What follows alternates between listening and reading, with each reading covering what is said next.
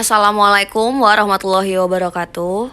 Pada mata kuliah Perkembangan Motorik Halus dan Kasar pada Anak Usia Dini, saya akan memaparkan materi sebagai syarat ujian akhir semester dengan judul Aspek Perkembangan Motorik Halus pada Anak Usia Dini dengan dosen pengampu Ibu Insinyurita Intan Anggreni, SPT MPD. Aspek perkembangan motorik halus pada anak usia dini. Motorik halus adalah kemampuan mengendalikan gerakan kecil dan presisi pada tubuh, tangan, dan jari. Penting untuk aktivitas sehari-hari seperti melukis, menggambar, dan menggunting. Misalkan di kelas anak diajarkan untuk menggambar, menggunting sesuai dengan pola atau menggunting pola bentuk rumah dan lain-lain. Ada pula tahapan perkembangan motorik halus. Yang pertama ada tahap prasemiotik dari 0 sampai dengan 12 bulan. Yang pertama, anak itu bisa menggenggam objek dan meraih dengan tangan. Biasanya pada anak bayi memegang tangan mamanya atau memegang susu pada saat dia ingin minum susu dan mengulurkan tangan untuk memegang benda yang diinginkan. Biasanya orang tua sudah mulai memberikan anak mainan-mainan karet untuk digigit-gigit dan anak tersebut bisa merangsang pertumbuhan giginya dengan cara seperti itu. Selanjutnya bisa menggerakkan jari secara refleks. Nah, yang kedua ada tahap simbolik dari usia 1 sampai dengan 2 tahun.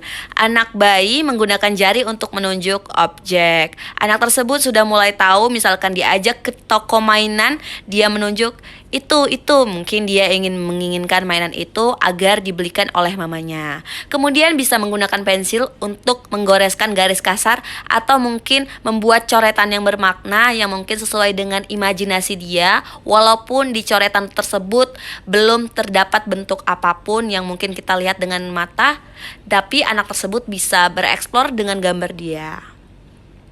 Yang selanjutnya ada tahapan perkembangan motorik halus atau lanjutan. Ada pula tahap imitatif dari usia 2 sampai 3 tahun. Biasanya anak ini jika disekolahkan dianya masuk ke kelas playgroup. Di usia 2 sampai 3 tahun ini anak udah bisa nih megang pensil dengan tangan yang dominan. Misalkan tangan kanan, kita mengajarkan bahwa tangan untuk memegang pensil adalah di tangan kanan. Selanjutnya anak bisa menggambar garis horizontal, vertikal, dan melingkar. Kita membuat garis trace atau dot to dot, titik ke titik. Anak menghubungkan garis putus-putus dan dianya bisa membuat garis vertikal, melingkar, atau horizontal. Yang keempat ada tahap representatif dari usia 3 sampai 4 tahun. Anak menggambar manusia dengan kepala, badan, dan kaki. Di usia ini anak sudah mulai bisa menggambar dengan imajinasi dia. Misalkan dia ingin membuat mata, mungkin matanya bisa besar atau gede atau besar kecil sebelah. Tapi untuk melalui imajinatif dia menganggap bahwa ini adalah gambar ibuku, ini adalah gambar Miss, ini adalah gambar ibu guru. Dan mereka bisa menggunakan gunting untuk memotong garis lurus dan sederhana sesuai dengan bentuk atau garis putus-putus, tapi harus dengan dampingan orang tua atau gurunya masing-masing, karena jika tidak akan membahayakan anak tersebut. Yang kelima ada tahap produktif dari usia 4 sampai dengan 5 tahun. Anak di sini bisa menggambar objek yang lebih kompleks seperti rumah dan pohon, memotong pola melingkar dengan gunting. Nah, di sini anak sudah bisa nih bikin di sini aku mau bikin gambar kucing. Mungkin sudah terlihat gambar kucing di sana. Dan di sini akan terlihat bahwa anak tersebut menggambar rumah. Ini rumah aku. Di depannya ada pohon. Dia sudah bisa membuat akar, sudah bisa membuat batang dan daun secara perlahan walaupun masih agak sedikit miring dan belum sangat jelas. Tidak mungkin kita ajarkan anak bisa di usia 4 sampai 5 tahun harus melukis seperti pelukis pada umumnya. Nah, di usia tahap kreatif ini di usia 5 sampai 6 tahun anak sudah bisa menggambar dengan detail seperti wajah manusia dan bunga, memotong pola yang rumit dengan gunting.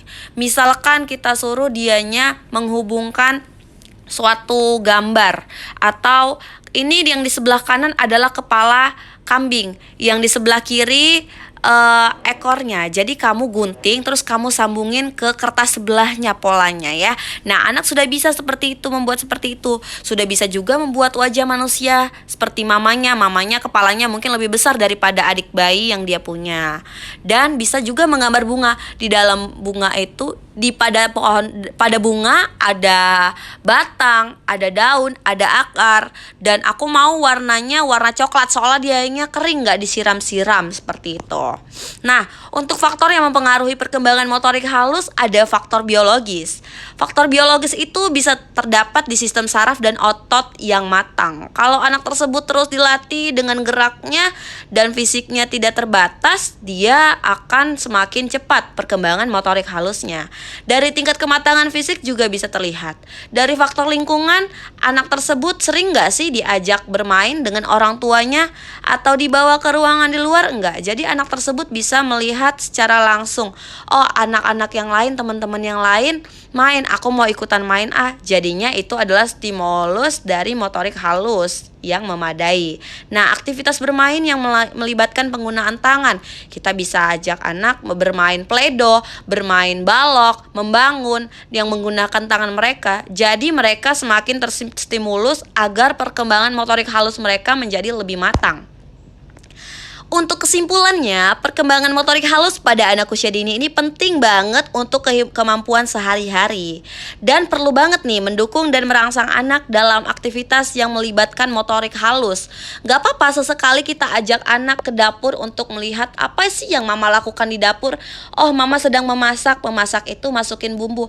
Aku mau coba aduk ya ma, boleh, kamu boleh aduk. Kita bisa berkomunikasi dengan orang tuanya, kita sebagai gurunya berkomunikasi, tidak apa-apa anak dilibatkan kegiatan positif secara langsung di rumah. Nah, untuk itu perlu juga nih mendukung dan merangsang anak dalam aktivitas yang melibatkan motorik halus dan memperhatikan tahapan perkembangan untuk memantau kemajuan anak. Oh, anak aku di usia 2 tahun kok dianya belum ada respek apapun, belum ada kemauan apapun untuk memegang benda, atau dianya biasa aja, dianya cuek. Apa dianya telat ya? Nah, di sini kita harus terus memantau perkembangan anak biarnya dianya tidak ketinggalan. Sekian dan terima kasih. Materi presentasi dari saya, Nur Anissa. Jika ada kekurangan atau kesalahan, saya mohon maaf. Wassalamualaikum warahmatullahi wabarakatuh.